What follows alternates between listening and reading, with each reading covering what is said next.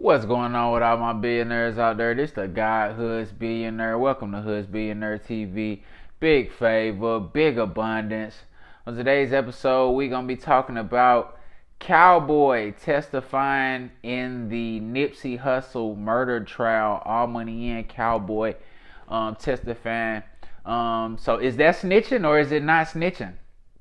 Let's talk about it. I think this is a good topic. I want to go ahead and just touch bases on it and kind of let y'all know where I stand, and I want to get y'all opinion. Y'all go ahead and drop that in the comments. But so the first day, as I reported, that the first day of the Nipsey Hussle trial is started a couple days ago, and Cowboy set to testify. You know what I mean? Cowboy said he went to the trial.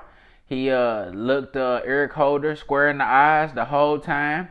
And just wanted to know that, he was there. He was representing Nip. You know what I mean? And I know because Cowboy is a rolling 60 crip, and just being a street nigga, there's rules. There's a set of rules that go with living that life that say that no matter what, you're not supposed to testify, you're not supposed to tell, you're not supposed to do none of that, right? Okay, so I'm gonna tell y'all where I'm at. I could, in regards to the street rules, I could see if that was something that was just being followed, a good majority of the time. Like if it was something that was just always followed a good majority of the time, I could understand that. You know what I mean? I could understand it if it's just like how it was in the mob early on, like no matter what, you just don't tell on anybody that's in the mafia. And it's like, no matter the situation, it's like, okay, because this is the culture, a lot of niggas just rolled with it and went with it. You know what I'm saying? And chose not to speak and chose not to, testify, because it's like this is a real code that we all abide by. And once guys start ratting later on, you know what I'm saying? It just was what it was. But in the streets, you know what I mean, and especially African American culture, nobody's abiding by any rules. I'm not seeing no rules. I'm not seeing a code of ethics consistently being practiced, every situation. Like, I'm not seeing that. I'm seeing like a free-for-all. I'm seeing niggas just do what they want to do, you know what I mean, and just living how they want to live. And I think that's why it's so reckless in the streets right now. So, am I mad at Cowboy, who Nipsey Hussle, who's pretty much Nipsey Hussle OG? I believe he put Nip down with the set. Nip always kept his big homie close, like a real nigga, cause Nip understood the true tribalism in street gang culture. You know what I'm saying? He really saw it for the essence of what it was. So in the tribe, of course, he kept his big homeboy close, who put him down and showed him love. Like Nip was really operating in that way of life, and on that type of time. You know what I mean? He really was with that. So I see that and I respect that. And in all honesty, like I be seeing a lot of YouTubers like throwing out all type of crazy accusations and all of that. I'm one of them type of people. I want to get the facts first.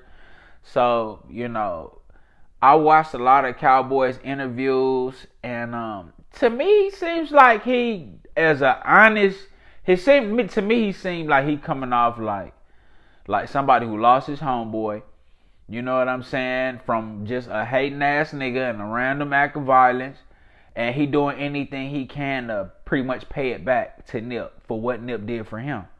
You see what I'm saying? That's what it's coming off to me as. You know what I mean? It's coming off to me like that. Like, that's just what's going on. Like, he representing for his homeboy even after his transition. He's still representing for him. So, that's what I'm getting from that. You know what I'm saying? I'm getting that from that. I'm not getting anything other than that. And I'm not really mad at him for testifying. I'm just going to be real. I'm not really mad at him. I understand the code. I really do, but it's like nobody living by the code.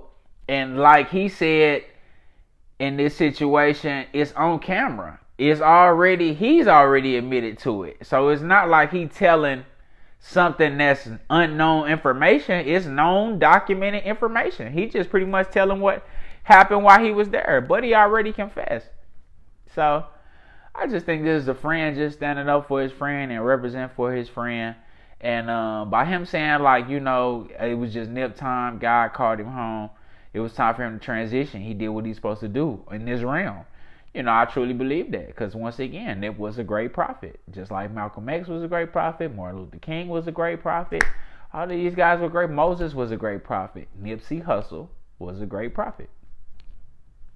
Point blank, period. So I'm not mad at him. You know what I mean?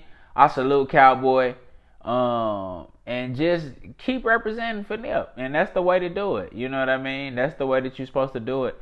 I'm not seeing it. And that's, I guess, because I really have a logical view and understanding of the streets. So it's like, could it have been a hit? Yes, it could have been. I'm not saying that it wasn't. I'm not saying that it wasn't. You know what I mean? But I'm just going just based off of the information that we do have.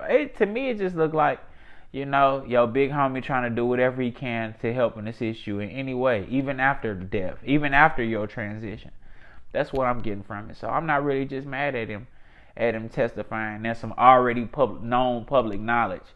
You know what I'm saying? I can see if Eric Holder was on the run, nobody knew who did it. You see what I'm saying? And then he went to the police and then told that way, that's snitching. You feel what I'm saying? Because at that point, if you living by the street code, you're supposed to handle that in the streets. But the fact that he already admitted, pled guilty. They coming in pleading guilty. They just trying to say it was out of just a random act. You know what I'm saying? So it is what it is. You know what I'm saying? I think he just had it on his mind on some hateful shit, kind of just random occurrence. And you know how shit, divine alignment. If anybody know about divine alignment, man, when it's your time, it's your time. Nothing is coincidence. That's just real. Nothing is coincidence. There's no such thing. But I don't think he's snitching. But what y'all think? You know, y'all let me know in the comments. Y'all think Cowboy telling? Do y'all think he's wrong for testifying in the Nipsey Hussle case? Do y'all think he should keep his mouth closed? Or do y'all think he right by testifying for his homeboy? You know what I'm saying? That he spent all them years with. Y'all let me know in the comments. But it's the guy, HOODZBILLionaire. Don't forget to like, share, subscribe. Like, share, subscribe. It's the guy, HOODZBILLionaire. Big favor, big abundance. I'm